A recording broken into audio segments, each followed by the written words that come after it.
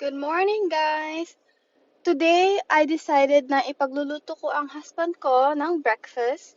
So, ang gagawin natin ay papasok muna akong school.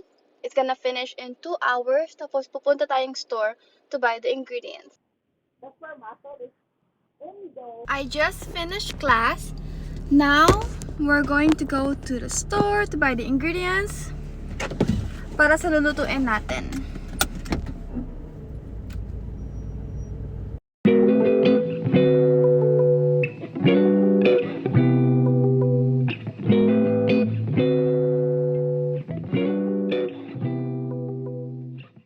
Okay guys, di ba pala ako sure kung anong lulutuin natin?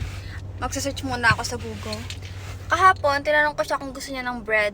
Like, sandwich for breakfast. Kasi lang ayaw niya daw ng bread, gusto niya ng kanin. So, maghanap muna tayo sa Google. Okay, nakapag-search na ako. I remember, nung last week ba yon, sabi niya gusto niya ng tilapia. Try natin bumili ng tilapia today. Sana yung clean na, para di ko na siya kailangan linisin. Kasi hindi ako marunong maglinis ng tilapia. So, magpiprito lang pala tayo today, guys. So, let's go!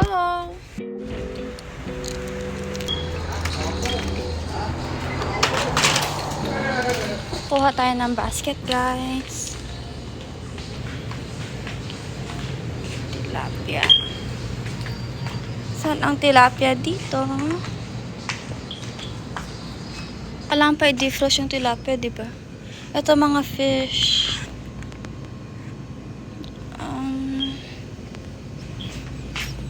Here it is, guys. Okay. Tilapia gutted. Meaning linis na.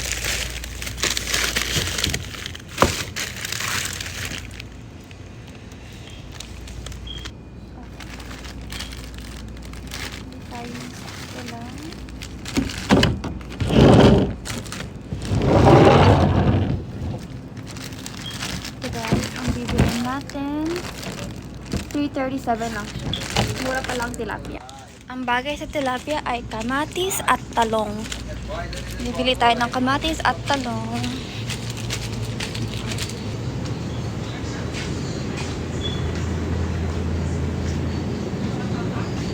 Ayan, talong.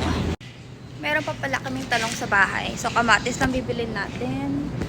Gusto niya mga maliliit na kamatis daw.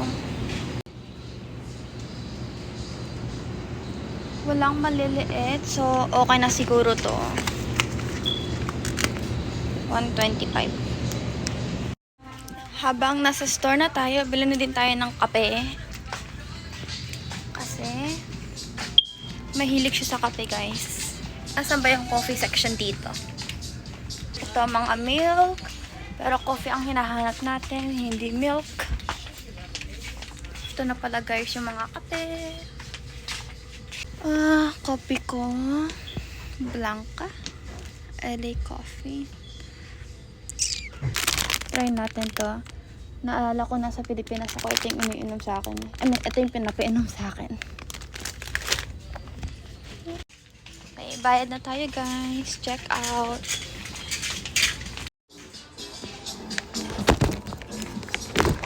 Wala yung kahera dito. Ate, does this mean it's clean already? Got it? Yeah. Already?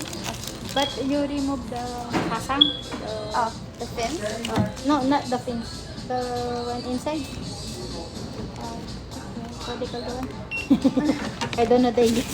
Okay. The red one, Sige pa.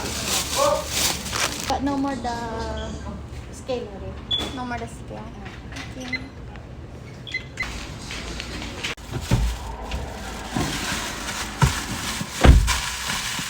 You guys. Init. Tinanong ko dun sa kahera, sabi niya, wala na daw gills yung tilapia, pero kailangan ko daw linisin yung laman loob.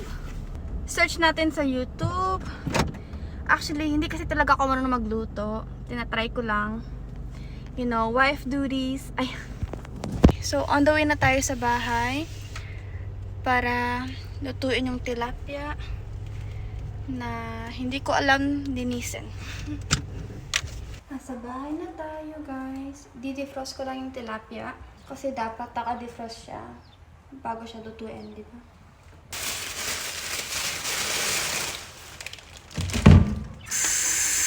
Okay guys, so habang hinihintay ko ma-defrost yung tilapia, isi-search natin kung paano natin lininisin.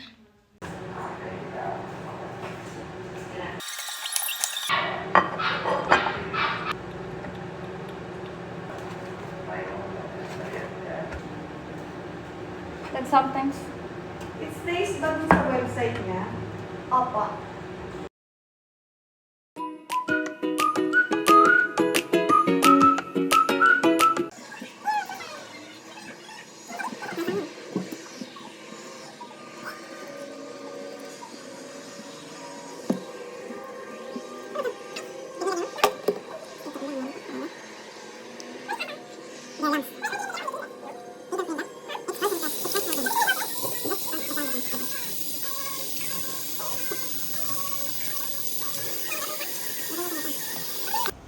Ang una natin lulutuin ay talong.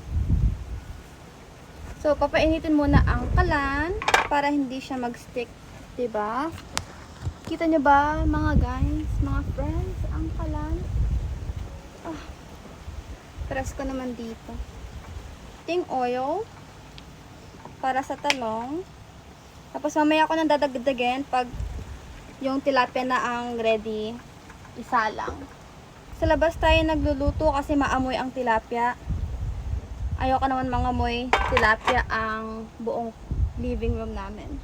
Hinaan natin konti yung apoy para hindi agad masunog, 'di ba? Para hindi tumalsik. Ito na mga talong natin. Lalagay natin siya. Tapon ko lang kaya sa loob na. Sabi na.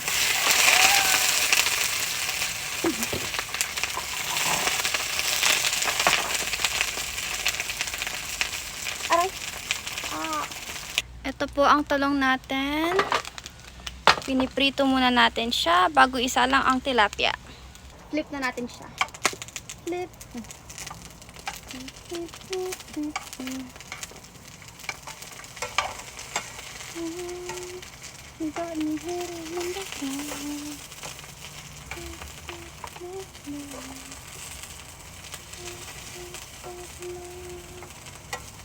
Alam niyo ba ito yung TikTok natin?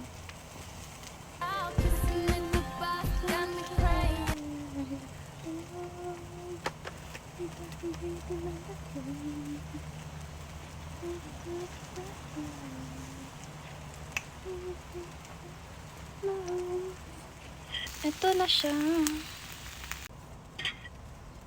Time to check. Masunog ko ata. Dagdagan kaya natin ng oil. Parang kulang sa oil.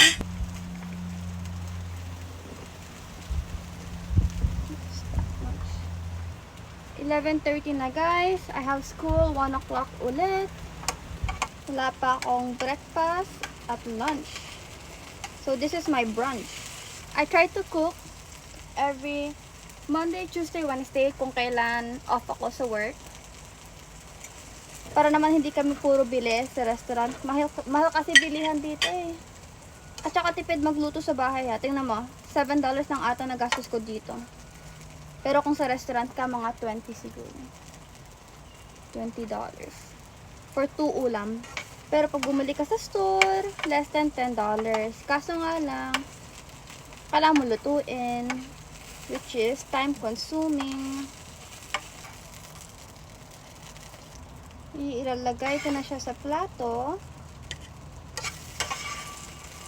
Para sasalang ko na yung isda. O nga pala guys, diba kanina, sabi ko sa inyo, hindi ako marunong maglinis ng isda. Tinulungan na ako ng asawa ko.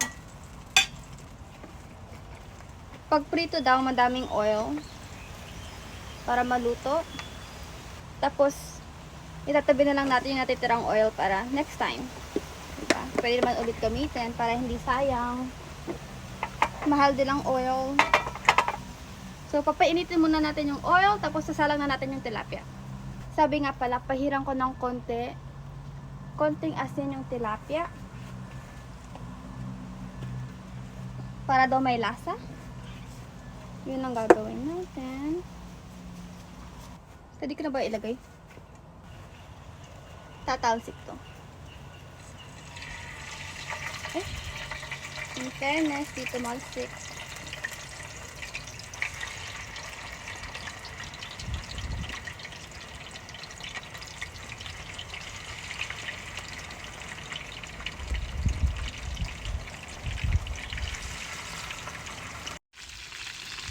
Ito na ang ating tilapia.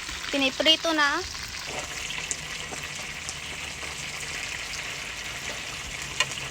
Malapit na, guys.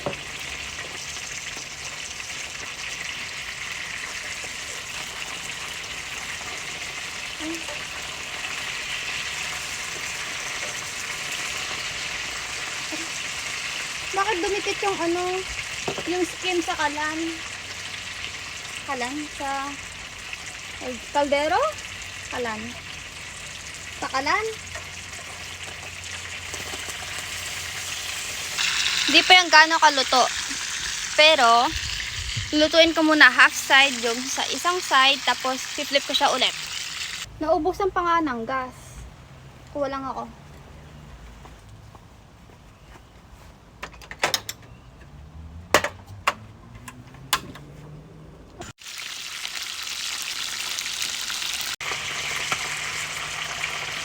Tagal maluto. Ang tagal maluto. Oh, luto na yung diba? Oh my god. Nadurog siya, guys. Sulog na nga ata eh. Mamaya ko na to liligpitin. Pag di na siya mainit. Parang nadurog siya. Okay lang. At least may kakainin, di ba?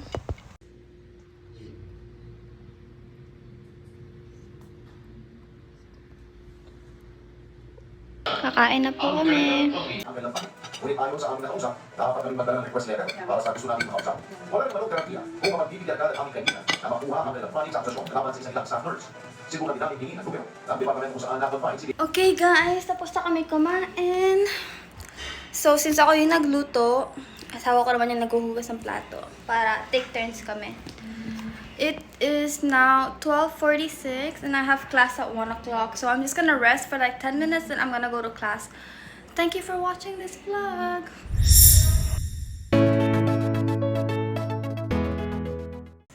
Kung nagtataka nga pala kayo, malapit lang yung school ko dito sa bahay namin. Kaya 5-10 minutes is enough.